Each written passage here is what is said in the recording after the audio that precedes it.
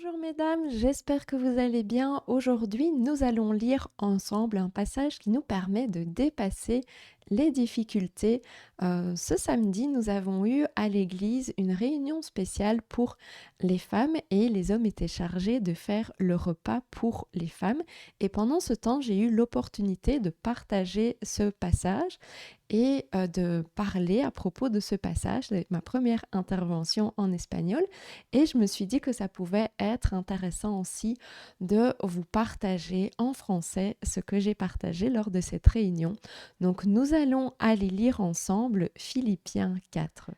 Donc avant qu'on commence à lire verset par verset, j'aimerais vous expliquer pourquoi j'ai choisi ce passage-là.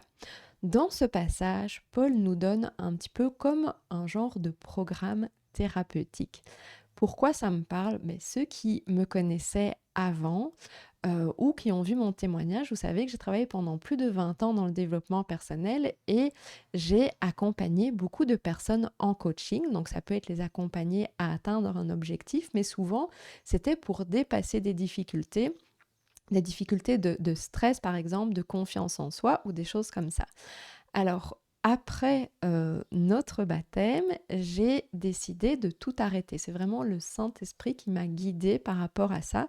Je sais qu'il y a des personnes qui ont une foi chrétienne et prennent certaines choses du développement personnel, mais moi j'ai vraiment senti que le Saint-Esprit me disait de complètement tout arrêter. Donc j'ai arrêté mon activité qui s'appelait à cette époque-là Nomadity et j'ai arrêté de faire des coachings. Les derniers mois, le Seigneur est en train de me montrer comment je peux accompagner des personnes de façon complètement différente. Il m'a montré plusieurs versets et notamment celui que nous allons regarder aujourd'hui.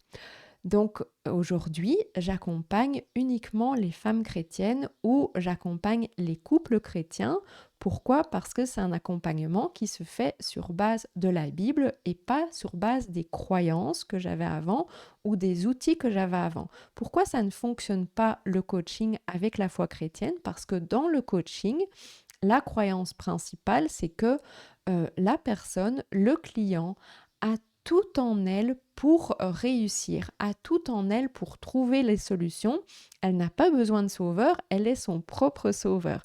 Et vous voyez que ça ne fonctionne pas avec la foi chrétienne où Jésus-Christ est notre seul sauveur et où en fait toutes nos capacités, tout ce que nous sommes capables de faire, nous sommes capables de le faire grâce à lui.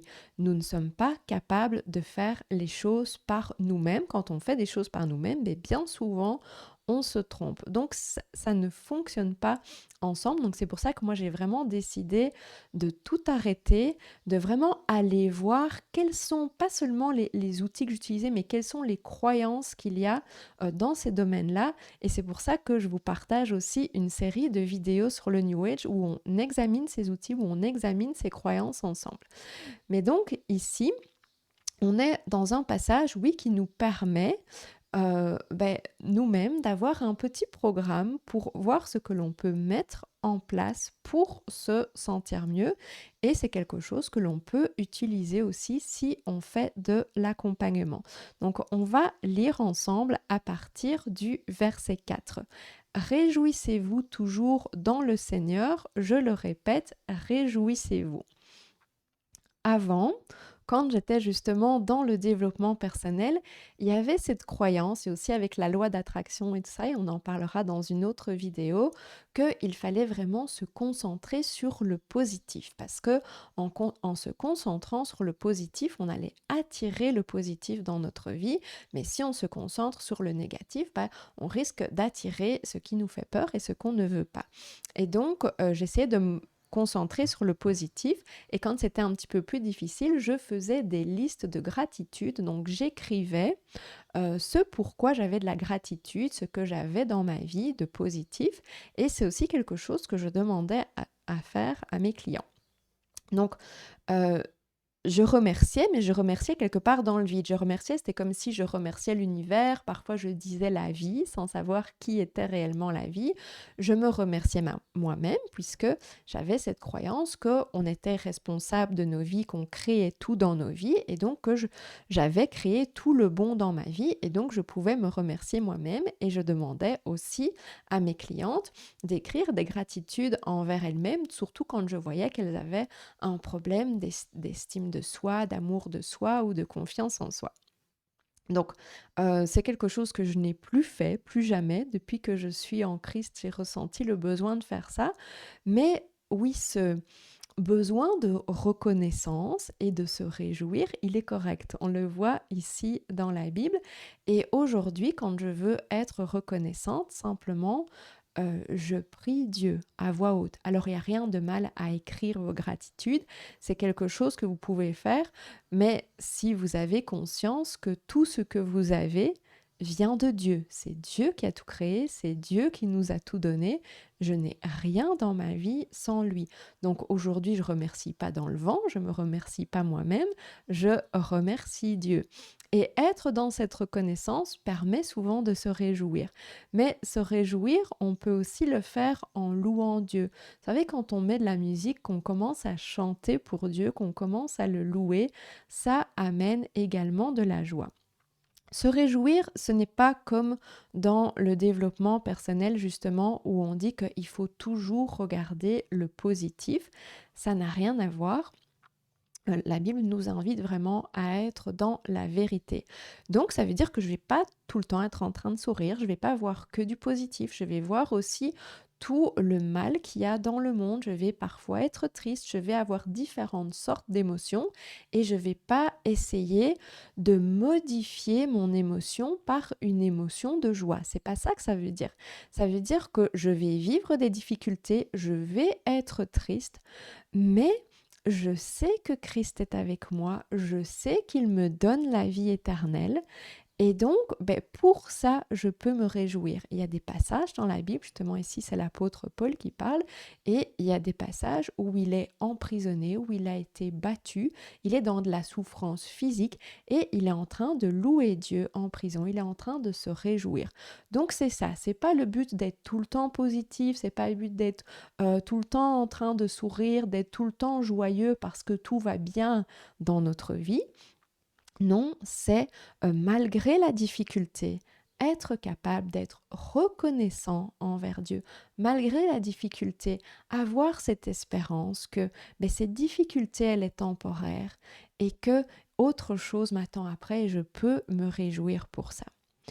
Donc ensuite, on voit que votre douceur soit connue de tous les hommes, le Seigneur est proche.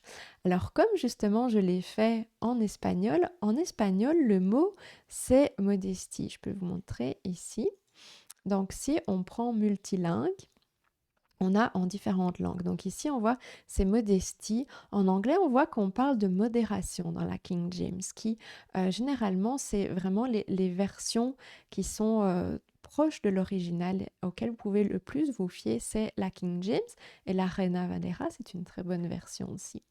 Donc, on voit ici douceur, modération, modestie. Ça nous donne un petit peu tout quand même la même idée. Il y a une idée pour moi aussi d'humilité derrière ça. Donc, comment je peux faire pour que ma douceur soit connue de tous les hommes? Ça peut être par une parole gentille, ça peut être par un acte pour aider une personne, un acte de bonté. Ça peut être justement dans une discussion, ne pas chercher à avoir raison, mais plutôt chercher à écouter, à comprendre l'autre. Donc voilà, je vais me poser la question aujourd'hui, comment je pourrais montrer de la douceur, comment je pourrais rester dans de la modération, de la modestie. Donc ensuite, où est-ce que j'étais? Verset 6. Ne vous inquiétez de rien, mais en toute chose, faites connaître vos besoins à Dieu par des prières et des supplications avec des actions de grâce. Ne vous inquiétez de rien. Si on prend cette idée de ne pas s'inquiéter, ne pas se préoccuper, ne pas avoir peur, on va voir que cette idée est reprise 365 fois dans la liste. Enfin, j'ai vu un jour une personne qui a fait dans la Bible, pardon, qui a fait une liste de toutes les fois où il y a cette idée-là de ne pas se préoccuper, de ne pas s'inquiéter.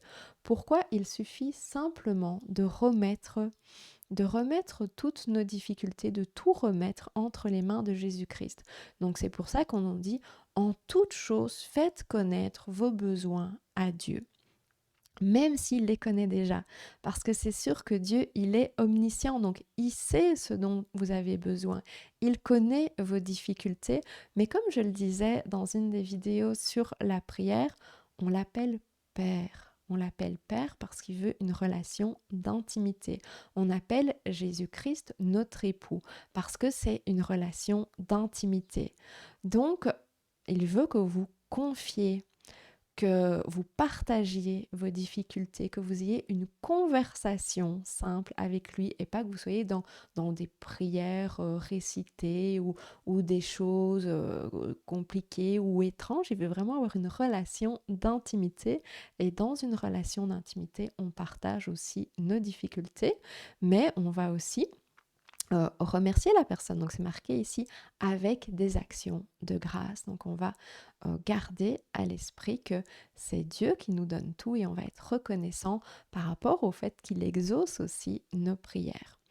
Alors il faut être persévérant dans nos prières parce qu'il exauce nos prières quand c'est sa volonté bien sûr, mais il va les exaucer en son temps. Donc peut-être que nous, on demande quelque chose, puis demain, la semaine prochaine, on ne va pas voir le résultat, mais il peut nous donner le résultat immédiatement, comme ça peut être dans quelques mois, dans quelques années. Donc il faut aussi être persévérant dans la prière. Et la paix de Dieu qui surpasse toute intelligence gardera vos cœurs et vos pensées en Jésus-Christ. Donc si je fais ça, si je donne tout dans mes prières, que j'ai de la reconnaissance envers Dieu, que j'ai de la douceur, ben je vais recevoir la paix de Dieu. Et Jésus nous dit qu'il nous donne la paix, pas comme le monde donne la paix. Quand j'étais dans le développement personnel, j'ai proposé des formations à la sérénité, des formations à la gestion du stress. Donc, j'avais toutes sortes d'outils pour avoir une paix intérieure. Mais cette paix, elle devait se travailler. Donc, il fallait faire des méditations, des affirmations, lire peut-être certaines choses, aller se promener en nature, faire des exercices d'auto-hypnose, faire des exercices de FT. Il y avait 50 000 choses à faire pour garder cette paix. Et oui, les personnes à qui je donnais ces techniques avaient une certaine paix à ce moment-là, mais est-ce que c'est quelque chose qui reste dans la durée si on arrête ces techniques? Non. Et donc, quand on fait ce genre de choses avec des moyens extérieurs, avec des choses qui viennent du New Age, avec des choses qui viennent du développement personnel, il y a toujours quelque chose à faire. On doit toujours donner des efforts. Et il y a aussi toujours quelque chose à payer. Ça veut dire qu'il peut y avoir une contrepartie, ça peut être dangereux dans certains cas. Mais Jésus nous dit qu'il nous donne sa paix, pas comme le monde donne. Lui, quand il donne la paix, vous avez une véritable paix. Même quand vous êtes dans des difficultés, même quand il y a des épreuves, il y a la paix de Christ qui est en vous et vous avez aussi cette paix parce que vous savez que en fait il ne peut rien vous arriver, quoi que ce soit qui vous arrive ici sur terre, vous avez déjà la vie éternelle. Et donc cette paix est en vous, c'est une paix qui surpasse toutes les paix que vous pouvez obtenir parce qu'il y a de la fausse paix, il y a de la fausse lumière, donc toutes les paix que vous pouvez obtenir en méditant ou en faisant toutes ces choses. Jésus-Christ vous donne la véritable paix, il vous donne la véritable liberté. Donc on continue notre lecture. Au reste, frères, que tout ce qui est vrai, tout ce qui est honorable, tout ce qui est juste, tout ce qui est pur, tout ce qui est aimable, tout ce qui mérite l'approbation, ce qui est vertueux et digne de louange, soit l'objet de vos pensées. Donc c'est très clair.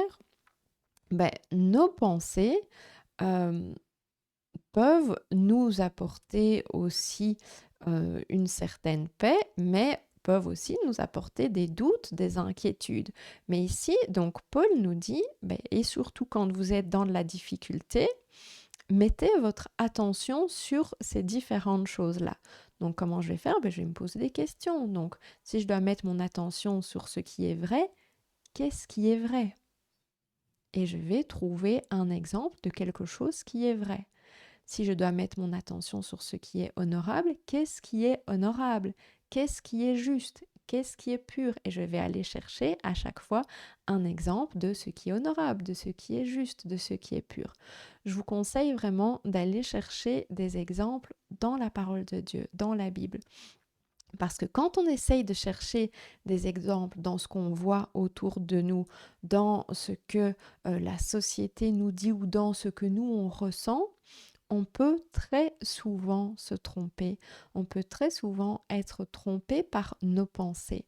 Et Jésus-Christ peut renouveler nos pensées quand on lit la parole parce que il est la vérité, sa parole est la vérité. Donc si je prends cet exemple, donc que tout ce qui est vrai, donc qu'est-ce qui est vrai si je me pose cette question et que je vais voir dans la parole, je vois dans Jean 14, 6, Jésus lui dit, je suis le chemin, la vérité et la vie, nul ne vient au Père que par moi. Donc Jésus est la vérité. Donc qu'est-ce que je vais faire à ce moment-là? Je vais garder mon regard sur Jésus. Donc pour garder mon regard sur lui, je peux lire sa parole, je peux être en communication avec lui en priant, je peux le louer avec un chant par exemple. Mais donc voilà, si je dois garder mon regard sur la vérité et que la vérité c'est Christ, je vais garder mon regard sur Christ. Et puis je vais faire la même chose avec les autres choses. Qu'est-ce qui est juste, qu'est-ce qui est pur? Encore une fois, je peux trouver des versets où on va me dire que Jésus-Christ est pur, que Jésus-Christ est juste, mais je peux aussi trouver d'autres versets dans la Bible. Et donc, garder mon attention sur ça. Et là, mes pensées vont se renouveler, mais je ne vais pas avoir besoin, comme dans le développement personnel, de faire un effort où je vais me répéter 15 fois, 3 fois par jour, une même pensée pour essayer de changer ma pensée. Et je vais faire ça pendant 2 mois. Et je vais tout le temps devoir travailler à mes pensées. Ici, non, à partir du moment où je garde mon regard sur Jésus-Christ, où je commence à lire sa parole, c'est lui qui va renouveler mes pensées. Et dans sa parole, je vais voir ce qui est honorable, je vais voir ce qui est juste, ce qui est pur, ce qui est aimable, ce qui mérite l'approbation, ce qui est vertueux, digne de louange. Et donc ça va commencer à devenir l'objet de mes pensées vont commencer à se transformer. Verset 9. Ce que vous avez appris, reçu et entendu de moi, et ce que vous avez vu en moi, pratiquez-le et le Dieu de paix sera avec vous. Donc c'est sûr que la Bible, c'est pas juste quelque chose qu'on va lire comme ça, on va faire comme on le fait maintenant, essayer d'un petit peu décortiquer pour pouvoir mettre ça en pratique dans notre quotidien. Parce que si je ne le mets pas en pratique dans mon quotidien, quelque chose que je lis juste pour le lire, ça ne me sert pas à grand-chose.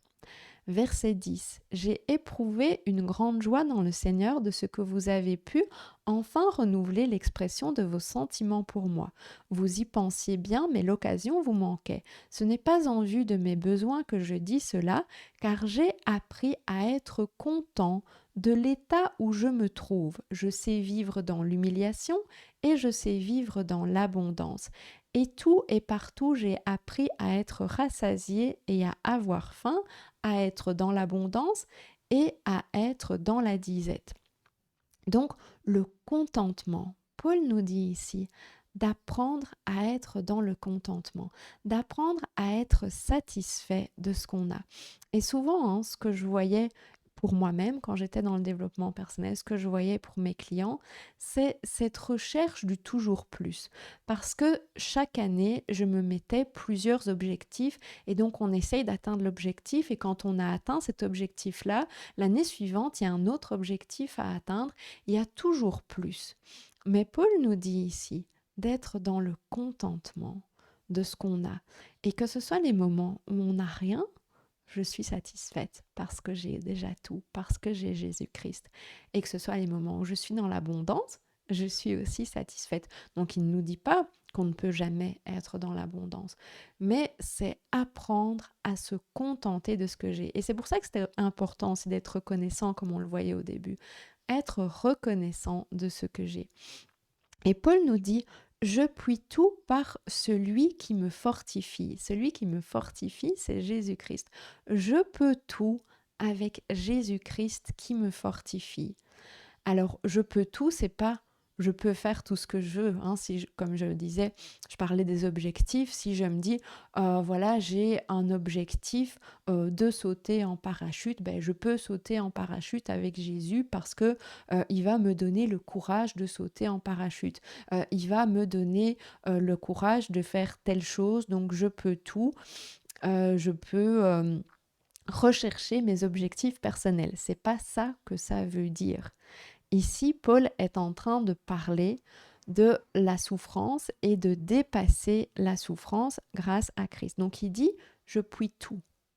Donc tout, n'importe quelle souffrance, avec Christ qui me fortifie, je suis capable de la dépasser. Même ce qui, moi, me paraît impossible, parce que pour Dieu, rien n'est impossible. Dieu peut tout. Donc, quand Dieu me fortifie, je peux tout. Mais bien sûr, comme je dis, c'est je peux tout, je peux dépasser la souffrance, je peux dépasser par exemple la maladie. C'est pas pour ça que Dieu va me guérir immédiatement. Bien sûr qu'il y a encore des miracles aujourd'hui, bien sûr que Dieu guérit, mais parfois Dieu permet aussi la maladie parce que justement, cette maladie va me permettre d'être fortifiée, va me permettre de développer ma foi. Et donc ici, Paul nous parle de dépasser nos souffrances grâce à Christ, parce que nous avons déjà tout une fois que nous avons Christ, parce que Jésus-Christ est tout. Et j'aimerais vous laisser sur ce message-là. On se retrouve très bientôt pour une nouvelle vidéo. Que le Seigneur vous bénisse.